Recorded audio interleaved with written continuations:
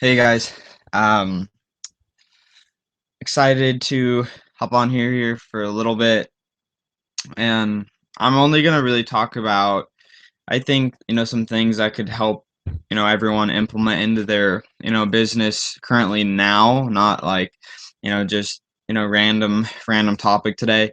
Um, because I think, we can all agree on where everybody's at as far as we need more enrollments, and we got to look at the different sources of, okay, what do we need to do to get more enrollments into the business. And so um one of the guys that I've been listening to a lot more, as far as personal development goes, is Todd Falcone. And I know T-Real, a lot about him, and some of you guys may have heard of him.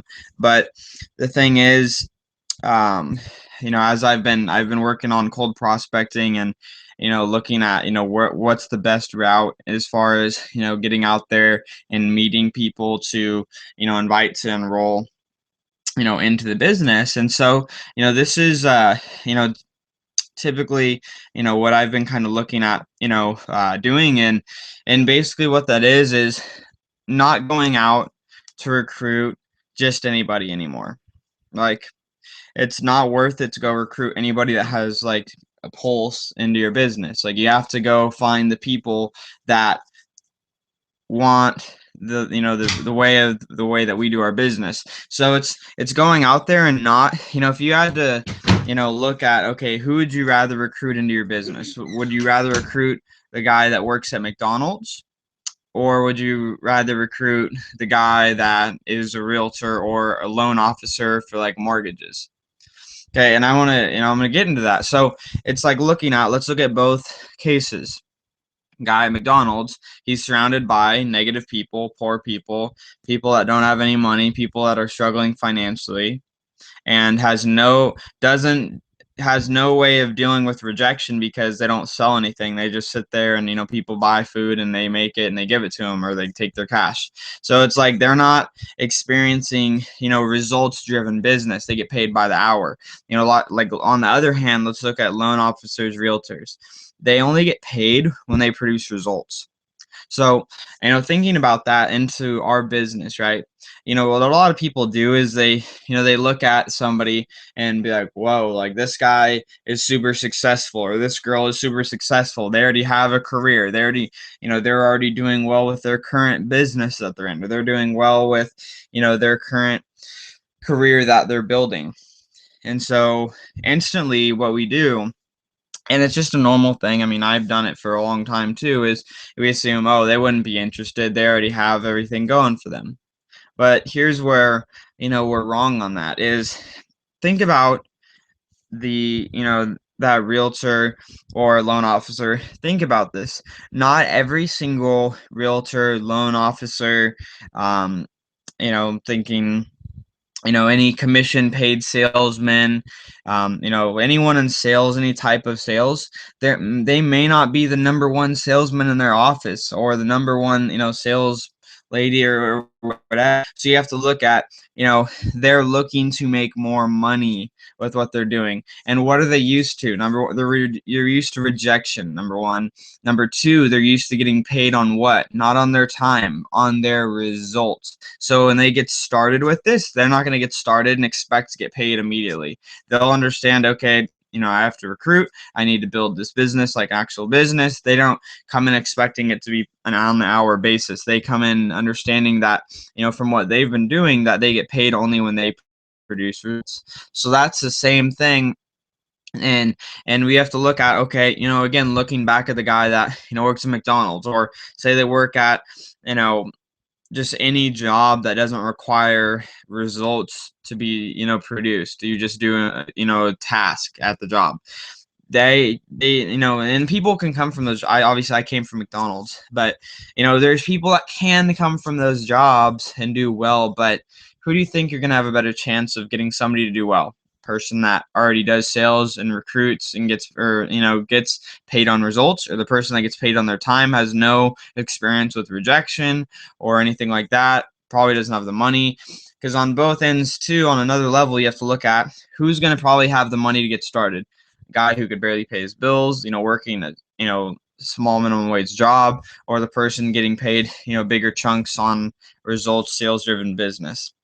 So that's what we have to look at, guys. And the Todd Falcone, you guys should definitely check out some of his videos on YouTube. He has a lot of great stuff, and it's really cool because he talks about people building his business not through his warm market, and really just finding people that are in sales, and recruiting them into his business. This is also something Cliff Braun talked about. Cliff Braun, he said to me, he's like, Cody, because this is what happened with Cliff. He hit Star Presidential and then dropped all the way down in his business to $200 a week.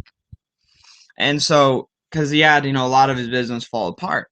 And so he told me, he's like, Cody, he's like, if your family isn't going to do it with you, if your friends aren't going to do it with you, screw them. Like, you can't sit around and hope and wish and pray that your family and friends are going to make you successful in this business. Like, you have to go out there and you have to find people.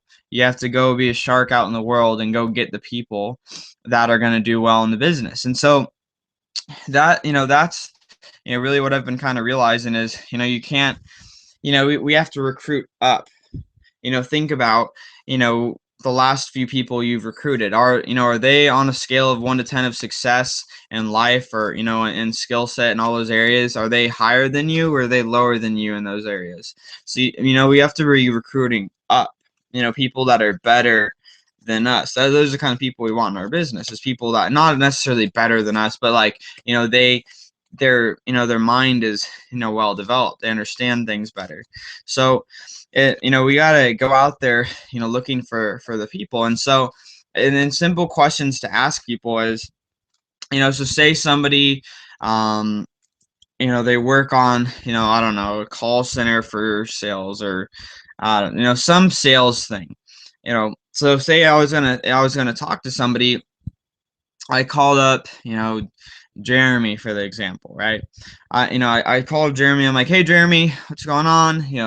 Quick convo or whatever, talking to him, or whether it's in person, it doesn't really matter. Like, hey Jeremy, I know with you doing sales, that's great. I bet I know you're doing really, really well here, but I wanted to ask you, outside of this sales that you do here, do you keep your options open in terms of making money, to make more money?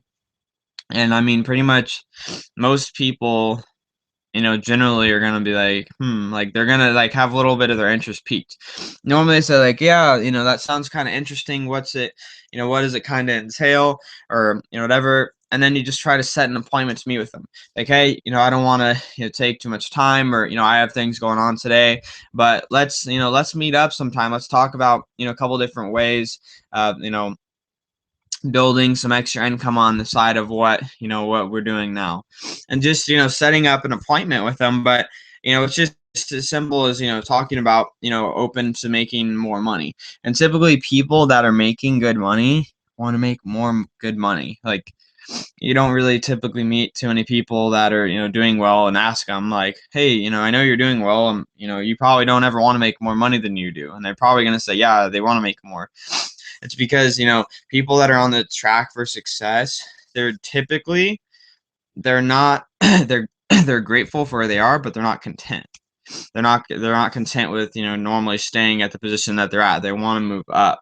So it's just asking the right questions, looking at redirecting the focus on who we're talking to as people.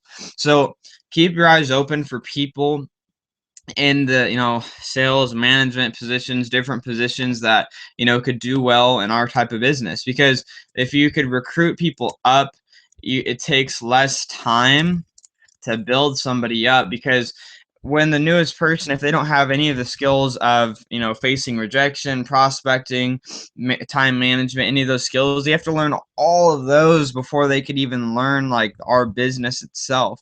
So it just kind of helps cut the learning curve when we get those kind of people, and they're usually going to be more long term as well. So that was all I had for today. I think it's the National Constitution Day for you guys in Norway. hope all of you have fun, today as well, and have a good rest of the Sunday. For those of you coming out for a convention, I'm excited to see all of you. Since I live not too far from where it's going to be held, probably won't get a hotel every night. I'll probably get one like the last night, and tentatively, let your teams know. I want to do a meeting in my hotel room the last night of the convention, and obviously we'll be in more communication about that, but just kind of have that in mind, that that's what we're going to do when the event's over on, I think, the Saturday or the Sunday night. So with that, guys, let's have a good week. Last rank advance period leading up to convention, so it's just got to make it happen, guys. But have a great rest of your Sunday night. Enjoy the holiday, and talk to all of you soon. Bye, guys.